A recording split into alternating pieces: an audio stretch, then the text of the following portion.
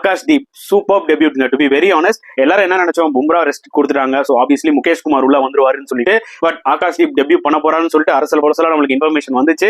அதுக்கேற்ற மாதிரி இந்த மேட்ச்ல அவருக்கு டெபியூட்டும் கிடைச்சது அண்ட் சூப்பரா போலிங் போட்டாரு. இன்ஃபேக்ட் அவரோட மேடின் விக்கெட் கிராலி ஸ்டெம்ப் புடிங்கிட்டு போச்சு. பட் அன்பார்ச்சுனேட்லி நோ பால் ஆயிடுச்சு. ரொம்பவே பாவமா இருந்துச்சு அந்த போலரை பார்க்கும்போது. அண்ட் எல்லாருக்குமே பாத்தீங்கன்னா அந்த டைம்ல ஸ்டன் ஆயிட்டாங்க, என்னப்பா மேடின் விக்கெட் நோ பால் ஆயிடுச்சேன்னு. பட் விடாம திருப்பி சூப்பரா போட்டு 3 விக்கெட் எடுத்தாரு. அதுல அந்த 3வது விக்கெட் கிராலி அதே மாதிரியே போல்ட் ஆக்குனாரு. அதை பார்க்கும்போது செமையா இருந்துச்சுங்க. கண்டிப்பா ஆகாஷ்தீப் பாத்தீங்கன்னா ஒரு நல்ல ஃபியூச்சர் இருக்கு. அவர் நல்ல ஃபிட்னஸ் அண்ட் இந்த மாதிரி ஒரு கன்சிஸ்டன்சி மெயின்டைன் பண்ணாருன்னா கண்டிப்பா ஒரு நல்ல போலரா வருவார் இந்தியாவுக்கு ஃபியூச்சர்ல. ஏன்னா அவர்கிட்ட பேஸ் இருக்கு. 138, 140, 142 கன்சிஸ்டன்டா போட்டுட்டு இருக்காரு. அதுதான் அவரோட மிகப்பெரிய plus. To be very honest, new பால்ல ஒரு கண்ட்ரோல் இருக்கு. மேபி கொஞ்சம் டே முடியும் போது ஓல்டு பால்ல ரிவர்ஸ் ஸ்விங்ல கொஞ்சம் ஸ்ட்ரகிள் ஆயிருக்கலாம். பட் நெவர்தெல்லஸ் இதான் அவரோட முதல் டெஸ்ட் மேட்ச். ஸோ நம்ம வெயிட் பண்ணி பார்க்கலாம் அவர் எந்த அளவுக்கு கான்ட்ரிபியூட் பண்றாருன்னு சொல்லி இந்த full test match. But still super debut for Akashdeep.